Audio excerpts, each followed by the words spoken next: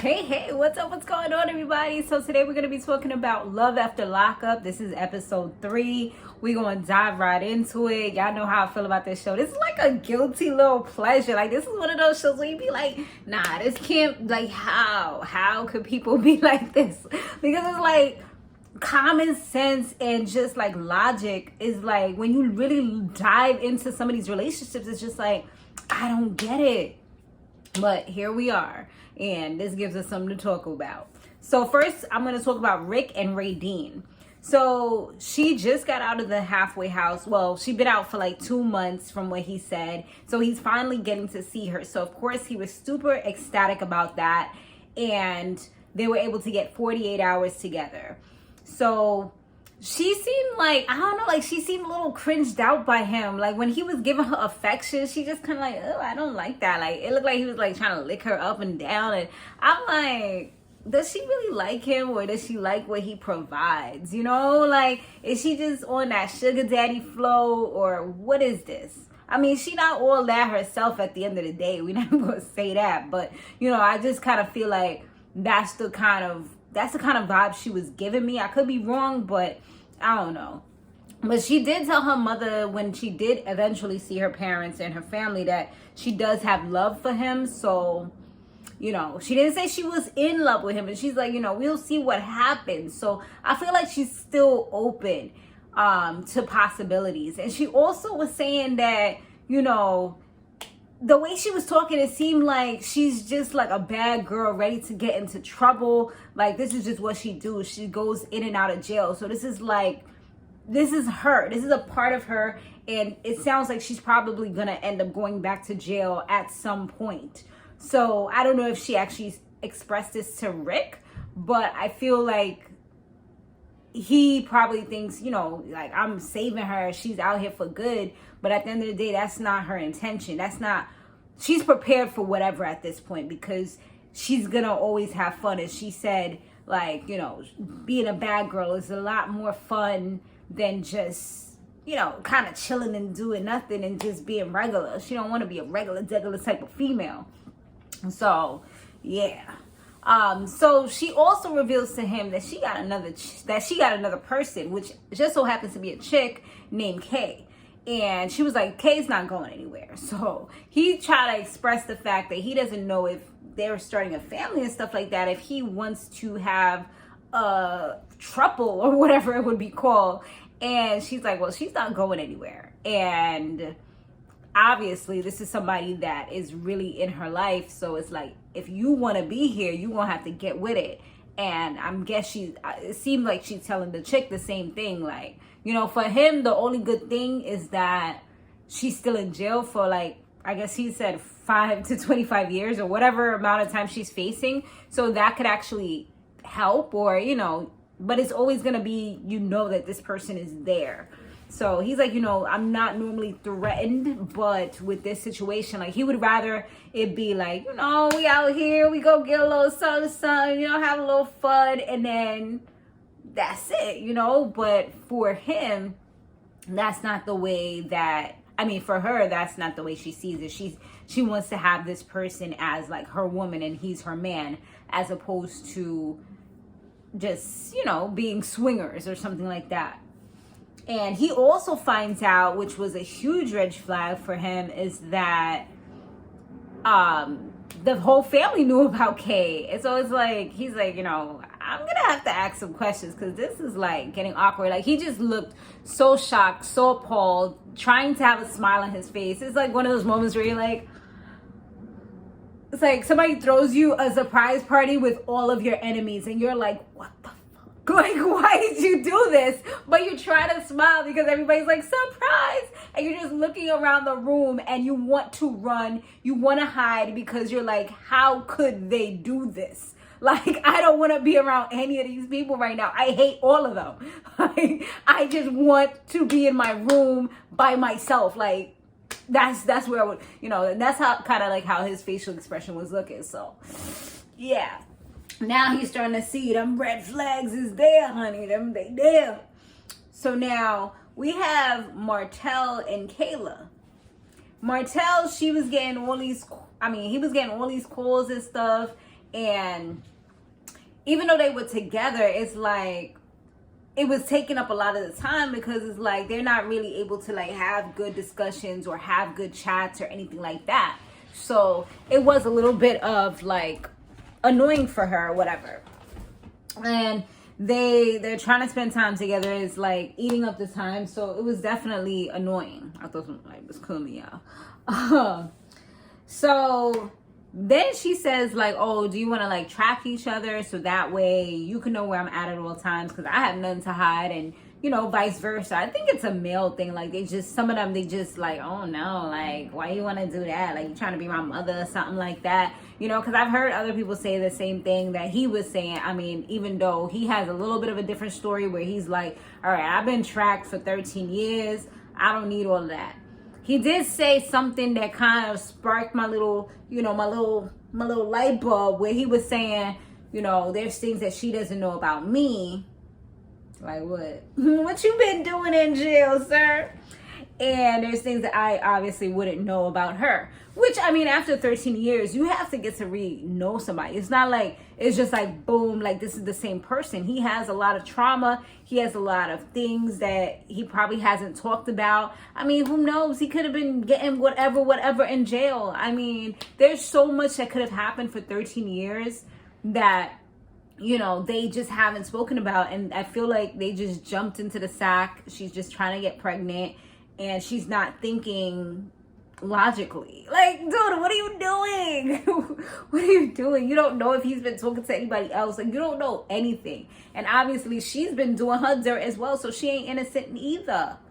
So I don't know, y'all. But on the bright side, he did get to see his mother and his niece before he had to go to the halfway house and get some new restrictions. So at least that was good for him. So now we have a new couple that I saw. I don't think I saw them in the last ones. Lacey and Antoine. So Lacey, she was going to meet with Antoine's mother. He's 27.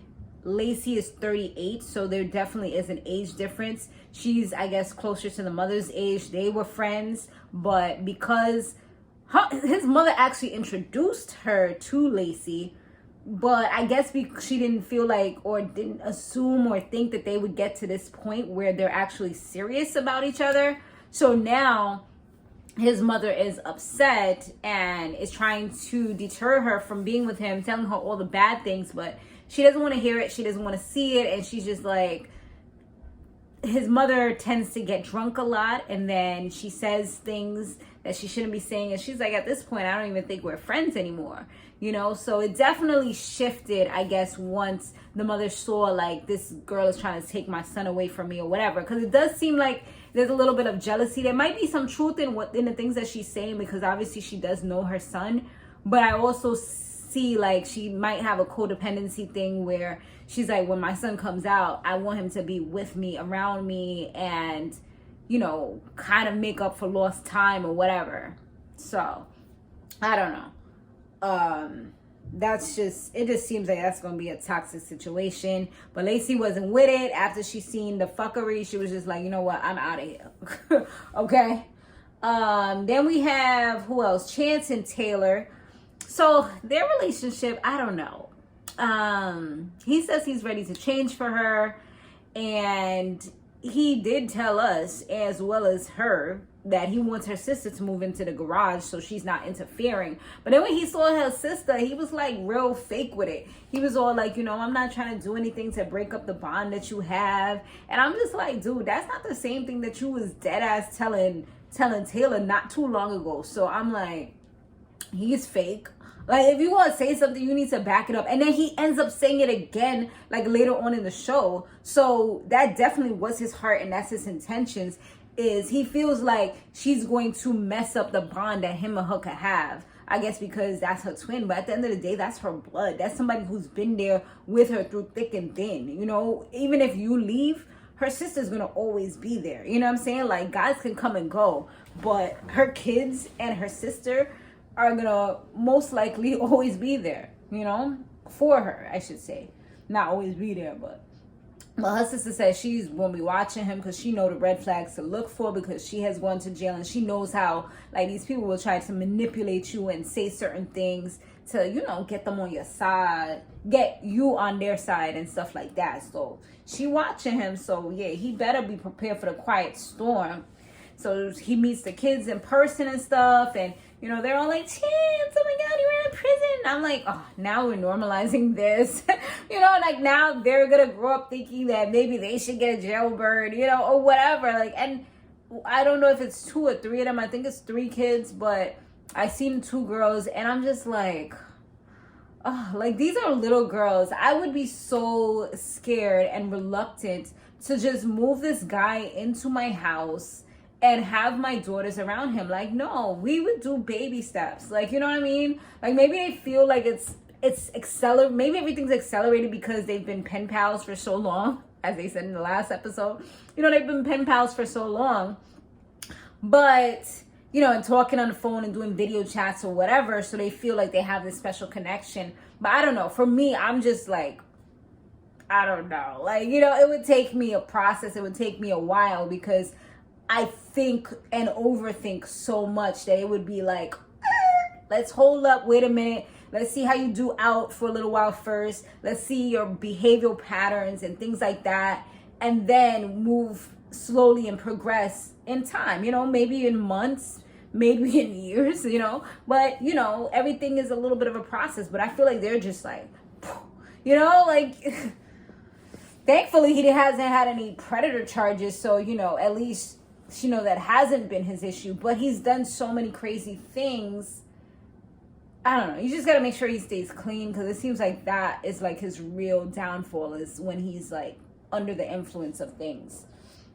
And then he was like getting so like agitated when he was thinking that his license was suspended that he just got. I mean, yeah, that's definitely one of those moments, but it's like Taylor was trying to help him, and I felt like he was just being a little bit of an asshole to her, you know? She's doing everything she can on the computer. She's the one who got him the job, and it's like he's just trying to find somebody to speak down to and just kind of talk to her crazy, you know? And she said it does make her feel some type of way. It upsets her that he gets upset about small little things. So is that what you want to be prepared for? Is that the way that you want your daughters to see a man talking to you and feel like that's okay? Like, you know, once you have kids, I feel like that should always be like, is this what I want my child to see? Like, I know with me, when I was in a toxic ass relationship years and ages ago, that was one of the things that I always thought about. Like,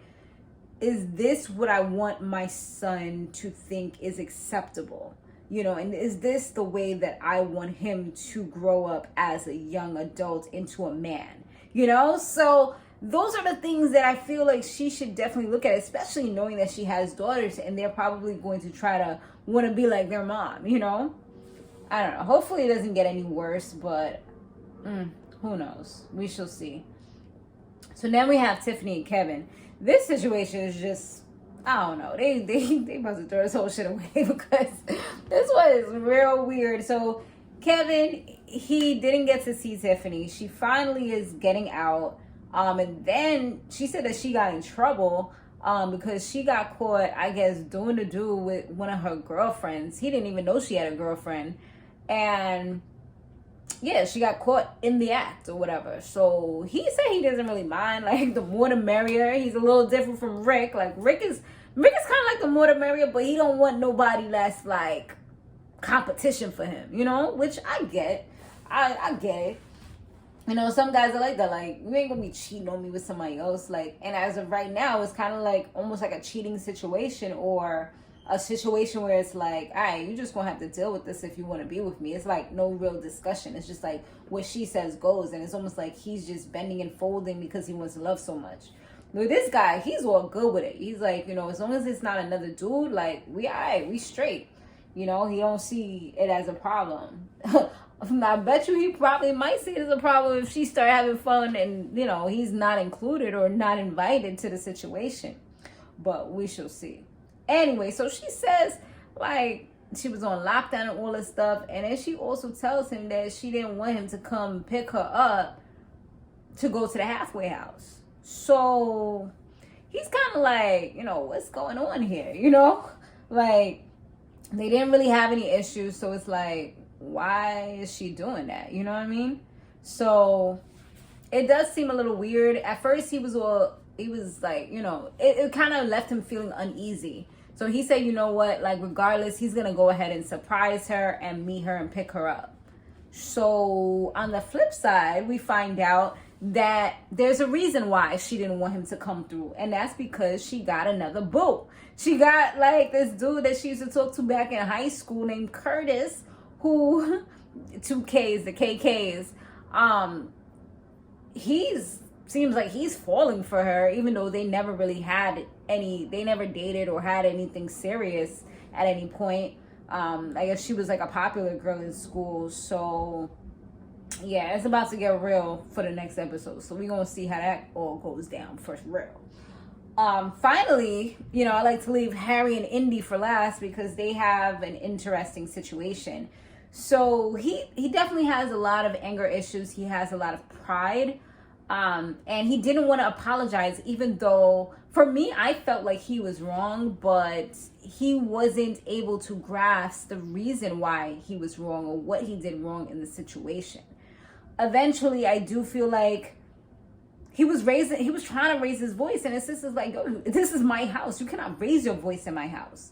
Like, it's like he doesn't realize, like, she's extending this olive branch to you, and she's allowing your girl and her kid to all stay in her house. This is overcrowding her house at the end of the day, and she's doing it for you. Like, he's not even showing gratitude for the simple things that she's doing. It's kind of like, well, I didn't know that y'all was going to have this food. I didn't think it was going to be a problem. Like, if this is the way that you feel, like, nah, that's not how you apologize. And that's crazy. And she gave him a few simple rules, like, just don't be in here after 10 o'clock. Make sure you clean up after yourself. Stuff like that, like easy things that you should do as an adult. And just listen to what I say, and that's pretty much it. Like, it's not like she's trying to make him feel like a little kid, but if you in somebody's house, you definitely have to abide by whatever it is that they want you to do, because they have a certain way of living and they expect it to be that way. So that's just it. So I don't know. He just says that, like, in the commentary, when, they have their little discussions, he was saying that it's just a lot for him because he didn't even think he was going to live past 16. So this, like, whole situation with everything, now he's out and all this, is like, it's real overwhelming for him.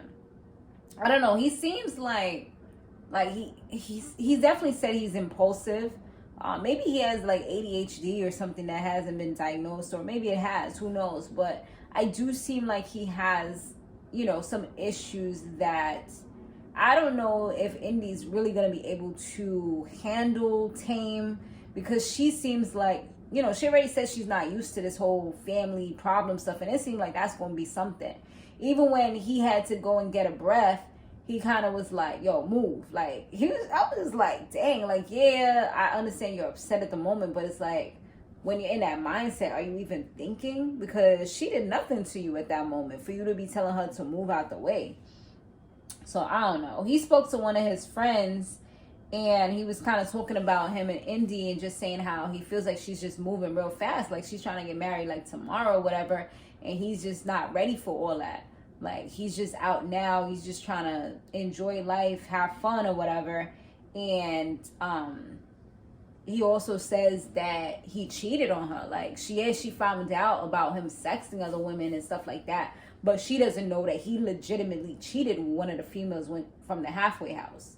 So, yeah, it's like he just does things and he doesn't really have a lot of remorse for it. So, I don't know. I really feel like she should listen to her mother. I know she's real, like, stubborn. And I don't really know what it would take for her to actually leave, because it's like she's been seeing all the red flags, like we said last time. She's been seeing all the red flags and she just been playing with them. Like, she's been acting like it's carnival or something, just jumping around and dancing and winding up and things. It's like, instead of running the other direction and just being out, she's over here playing with the red flags. So I don't know, y'all. Just bad situation for her. But that's pretty much the episode.